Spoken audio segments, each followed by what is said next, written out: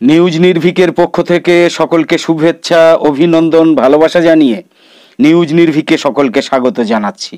আপনারা দেখছেন নিউজ নির্ভীক, আর প্রতিদিনের মতো আজ 2রা জুলাই মঙ্গলবার দেখছেন ঝটপট 10টা খবরের আরও একটা পর্ব। ঝটপট 10টা খবরে যাওয়ার আগে আরেকবার বলে রাখি, আজকের এই ঝটপট 10টা খবরের ভালো মন্দ নিয়ে মন্তব্য করার সাথে সাথে কে কোন দেশ থেকে, রাজ্য বা জেলা থেকে মন্তব্য করছেন সেটা জানালে একে অপরের সঙ্গে একটা মানসিক বন্ধন তৈরি হবে আশা করি। যেমন আমাদের দেশ ভারতের কোন রাজ্য থেকে অথবা আমাদের রাজ্য পশ্চিমবঙ্গের কোন জেলা থেকে দেখছেন, কিংবা প্রতিবেশী বাংলাদেশের কোন জায়গা থেকে দেখছেন, কিংবা মধ্যপ্রাচ্যের কোন দেশ থেকে দেখছেন, বা পাশ্চাত্য সহ বিশ্বের কোন দেশের কোথা থেকে কে দেখছেন, কমেন্টের সঙ্গে এটা জানালে আমরা এবং আমাদের দর্শক বন্ধুরা একে অপরের সঙ্গে একটা আত্মিক বন্ধনে আবদ্ধ হতে পারবো। আর নিউজ নির্ভীকের পক্ষ থেকে সব কমেন্টে রিপ্লাই দেওয়ার চেষ্টা তো থাকবে নিশ্চয়ই। ভাবনাটা কেমন সেটাও কমেন্টে জানাতে পারেন। তবে এরই মধ্যে আপনাদের অভূতপূর্ব সাড়া পেয়ে আমরা কিন্তু যার পর নাই আপ্লুত। নিউজ নির্ভীক আপনাদের প্রত্যেকের কাছে কৃতজ্ঞ। এবার ঝটপট 10টা খবরে ফিরি। আজ প্রথমেই উত্তরপ্রদেশের হাথরসের খবর থাকছে। উত্তরপ্রদেশের হাথরসে সৎসঙ্গ চলাকালীন হুলস্থুল, পদপিষ্ট হয়ে কমপক্ষে 40 জনের মৃত্যু, নিহতের তালিকায় রয়েছে শিশুও। নিউজ নির্ভীকের ঝটপট 10টা খবরের প্রথম এই খবর ছাড়াও প্রথমে আঞ্চলিক খবর, তারপর জাতীয় খবর এবং সবশেষে আন্তর্জাতিক খবর মিলিয়ে আরও গুরুত্বপূর্ণ যে খবরগুলো থাকছে সেগুলো হলো, চোপড়ার নির্যাতিতরা তাঁর সঙ্গে দেখা করতে চান না, তাই ফিরে যাচ্ছেন দিল্লিতে, এমনটা নিজেই জানিয়েছেন রাজ্যপাল বোস। খুনের মামলায় জামিন পেয়েছেন ভাঙড়ের দোর্দণ্ড প্রতাপ তৃণমূল নেতা আরাবুল ইসলাম। কাশ্মীরের কারাবন্দী এমপি শেখ আব্দুল রশিদকে লোকসভায় শপথ নেয়ার অনুমতি দিয়েছে কেন্দ্রীয় গোয়েন্দা সংস্থা এনআইএ। সংসদের রেকর্ড থেকে সরিয়ে দেয়া হলো রাহুল গান্ধীর হিন্দু মন্তব্য। রাহুল গান্ধী বলেছেন, সব সত্যিকেই মুছে দেন নরেন্দ্র মোদী। ব্রিটেনের নির্বাচনের আর মাত্র 2 দিন বাকি, এর মধ্যেই সমীক্ষার আভাস। ঋষি সুনককে আর প্রধানমন্ত্রী হিসাবে চাইছেন না ব্রিটেনবাসী। মার্কিন পররাষ্ট্রমন্ত্রী অ্যান্টনি ব্লিংকেন দাবি করেছেন, লেবানন ভিত্তিক হিজবুল্লাহ যোদ্ধাদের অব্যাহত হামলার কারণে ইসরায়েল তার উত্তর এলাকার সার্বভৌমত্ব কার্যত খুইয়ে ফেলেছে। ইরাকি প্রতিরোধ সমন্বয় পরিষদ এক বিবৃতিতে বলেছে, ইসরায়েল লেবাননে হামলা চালালে এই অঞ্চলে মার্কিন স্বার্থই টার্গেট হবে। ফ্রান্সে নির্বাচনের প্রথম ধাপে জয়ী হয়েছে কট্টর ডানপন্থীরা, মার্কোর জোটের হার হয়েছে। চিকিৎসা শেষে গুলশানের বাসভবন ফিরোজায় পৌঁছেছেন বাংলাদেশের প্রাক্তন প্রধানমন্ত্রী খালেদা জিয়া। সব মিলিয়ে নিউজ নির্ভীকের ঝটপট 10টা খবরের আজকের পর্বে দেখে নিন এমনই সব গুরুত্বপূর্ণ কম বেশি 10টা খবর। উত্তরপ্রদেশের হাথরসে সৎসঙ্গ চলাকালীন হুলস্থুল, পদপিষ্ট হয়ে কমপক্ষে 40 জনের মৃত্যু, নিহতদের তালিকায় রয়েছে শিশুও। আহত হয়েছেন কমপক্ষে 100 জন, হাসপাতালে চিকিৎসা চলছে তাদের। উত্তরপ্রদেশে ধর্মীয় অনুষ্ঠানে পদপিষ্ট হয়ে কমপক্ষে 40 জনের মৃত্যু হয়েছে, নিহতদের মধ্যে কমপক্ষে 25 জন মহিলা রয়েছেন বলে জানা গিয়েছে।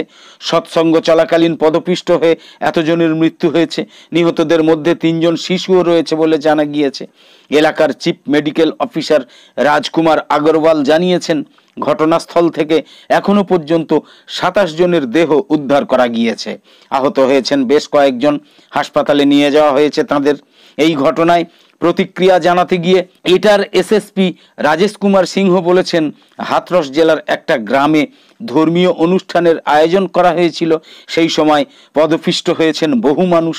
এখনো পর্যন্ত এটার হাসপাতালে 27টা দেহ পৌঁছেছে, 23 জন মহিলার, 3 জন শিশুর এবং 1 জন পুরুষ ব্যক্তির।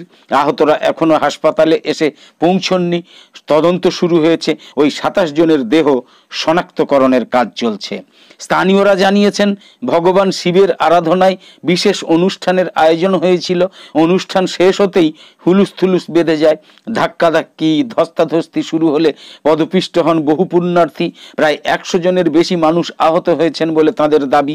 মানবমঙ্গল মিলন সদ্ভাবনা সমাগম কমিটির তরফে ওই সৎসঙ্গের আয়োজন করা হয়েছিল বলে জানিয়েছেন স্থানীয়রা। হতাহতদের সংখ্যা আরও বাড়তে পারে বলে আশঙ্কা। এই ঘটনায় শোক প্রকাশ করেছেন উত্তরপ্রদেশের মুখ্যমন্ত্রী যোগী আদিত্যনাথ। তাঁর দপ্তর থেকে সোশ্যাল মিডিয়ায় লেখা হয়েছে, হাথরসের দুর্ঘটনায় মৃতদের পরিবারকে সমবেদনা জানিয়েছেন যোগী আদিত্যনাথ। আহতদের দ্রুত আরোগ্য কামনা করেছেন। উনি জেলা প্রশাসনের আধিকারিকদের নির্দেশ দিয়েছেন যাতে আহতদের দ্রুত হাসপাতালে নিয়ে গিয়ে চিকিৎসার ব্যবস্থা করা যায়। দ্রুত গতিতে উদ্ধার কাজ সম্পন্ন করতে নির্দেশ দিয়েছেন যোগী আদিত্যনাথ। আগ্রার এডিজি, কমিশনার এবং আলিগড়ের প্রশাসনকে তদন্তের নির্দেশ দিয়েছেন যোগী আদিত্যনাথ। চোপড়ার নির্যাতিতরা তাঁর সঙ্গে দেখা করতে চান না, তাই তিনি ফিরে যাচ্ছেন দিল্লিতে, এমনটা নিজেই জানিয়েছেন রাজ্যপাল বোস।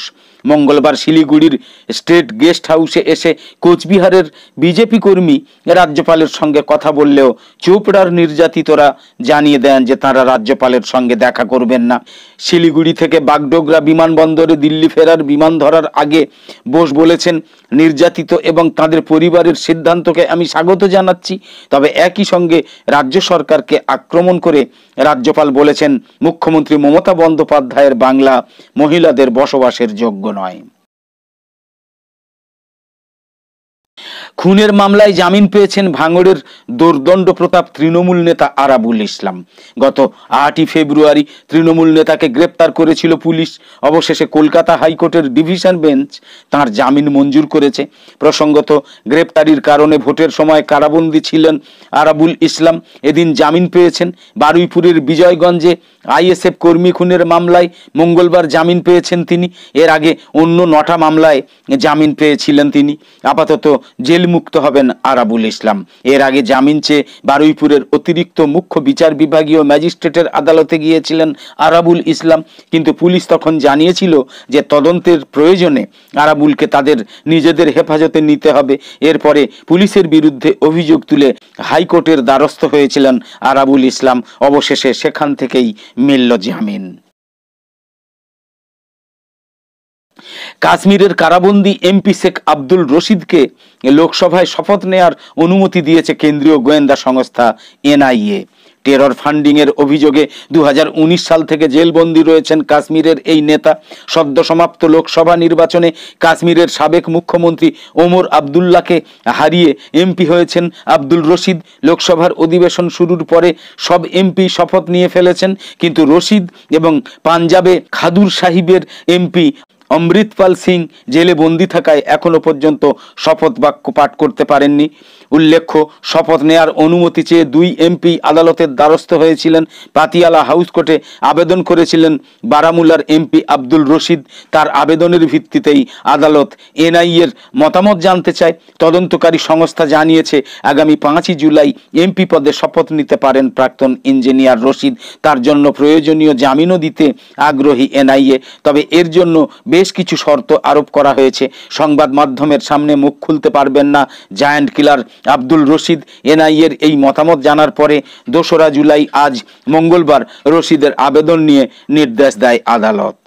উল্লেখ্য, জম্মু কাশ্মীর আওয়ামী ইত্তেহাদ পার্টির প্রতিষ্ঠাতা আব্দুল রশিদ এর আগে 2008 এবং 2014 সালে ল্যাঙ্গেট কেন্দ্র থেকে বিধায়ক নির্বাচিত হয়েছিলেন। 2014 এবং 2019 সাল দুবারই লোকসভা নির্বাচনে নির্দল প্রার্থী হিসাবে অংশ নিলেও জিততে পারেননি আব্দুল রশিদ। এবার হলো সেই অসাধ্য সাধন, তাও আবার তিনি নিজে ছিলেন না। তিহারে বন্দি বাবার হয়ে প্রচারের কাজ সামলেছিলেন তার 2 ছেলে আবরার এবং আসরার রশিদ। অর্থের অভাবে আদৌ মনোনয়ন গৃহীত হবে কিনা সেই ভেবে প্রথমে প্রচারে নামেননি। মনোনয়ন মঞ্জুর হয়ে যেতে শুরু হয় প্রচার। মাত্র 10 দিনের প্রচারেই বাবার হয়ে অসাধ্য সাধন করেছেন আরবার এবং আসরার আহমেদ। সংসদের রেকর্ড থেকে সরিয়ে দেয়া হলো রাহুল গান্ধীর হিন্দু মন্তব্য। রাহুল গান্ধী বলেছেন, সব সত্যিকেই মুছে দেন নরেন্দ্র মোদী। বিরোধী দলনেতা হিসাবে নিজের প্রথম ভাষণে রাহুল গান্ধী বলেছেন, হিন্দুরা নয়, হিংসা এবং ঘৃণা ছড়ায় বিজেপি। এই মন্তব্য ঘিরে উত্তাল হয়ে ওঠে লোকসভা। মঙ্গলবার রাহুল গান্ধীর একাধিক মন্তব্য বাতিল করে দিয়েছেন স্পিকার ওম বিড়লা। এই সিদ্ধান্তের প্রেক্ষিতে রাহুল গান্ধীর মত, মোদির দুনিয়ায় সব সময় সত্যিকেই মুছে ফেলা হয়। ব্রিটেনের নির্বাচনের আর মাত্র দুদিন বাকি। এর মধ্যেই সমীক্ষার আভাস, ঋষি সুনককে আর প্রধানমন্ত্রী হিসাবে চান না ব্রিটেনবাসী।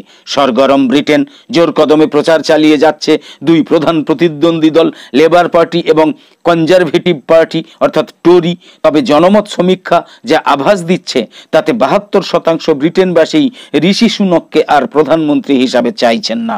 এমনও আশঙ্কা করা হচ্ছে যে শুধু হার নয়, এবারের নির্বাচনে কার্যত মুখ থুবড়ে পড়বে টোরিরা।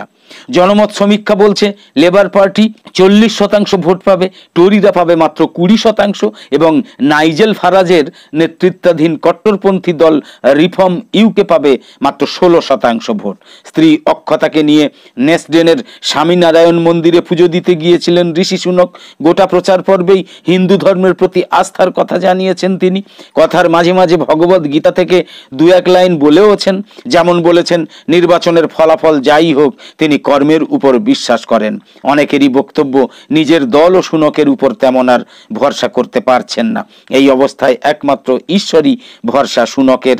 রিফর্ম ইউকের নেতা ফারাজ দাবি করেছেন, কনজারভেটিভদের ভোট এবার তাদের ঘরে ঢুকবে, তারাই প্রধান বিরোধী দল। আজ তাকে আবার একহাত নিয়েছেন ঋষি সুনক। গলা চড়িয়েছেন লেবার নেতা কিয়ার স্টারমারের বিরুদ্ধেও। ফারাজও পাল্টা বলেছেন, ঋষি সুনক চূড়ান্ত পিছল পথে দাঁড়িয়ে রয়েছেন। তার দলেরই নেতা তার প্রতি জাতিবিদ্বেষী মন্তব্য করেছেন। সুনকও এর আগে এই নিয়ে প্রকাশ্যে দুঃখ প্রকাশ করেছেন, জানিয়েছেন তার মেয়েও ওই মন্তব্য শুনেছে এবং স্বাভাবিকভাবেই কষ্ট পেয়েছে।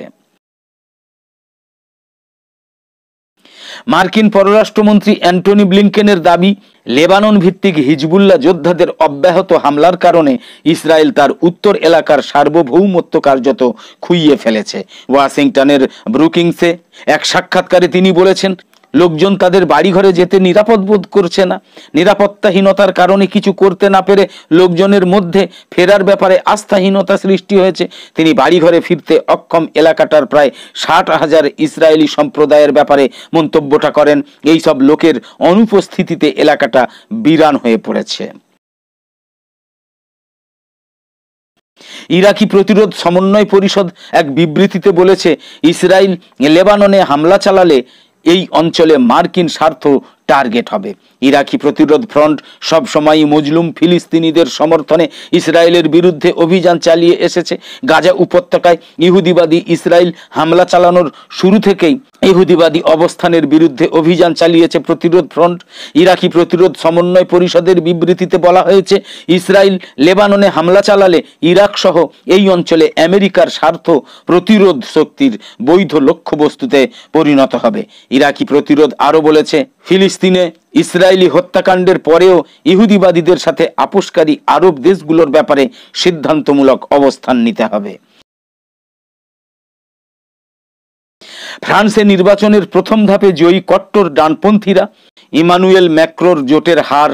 ফ্রান্সের আগাম পার্লামেন্ট নির্বাচনের প্রথম দফায় বিপুল ভোটে জয়ী হয়েছে কট্টর ডানপন্থী ন্যাশনাল র্যালি পার্টি। বুথ ফেরত সমীক্ষায় ন্যাশনাল র্যালি পার্টি এগিয়ে থাকায় দলটাকে ক্ষমতায় রাখতে প্রতিদ্বন্দ্বী দলগুলোর মধ্যে রাজনৈতিক চুক্তি শুরু হয়েছে। বুথ ফেরত সমীক্ষায় প্রায় 34% ভোট পেয়েছে মেরিন লে পেনের পার্টি।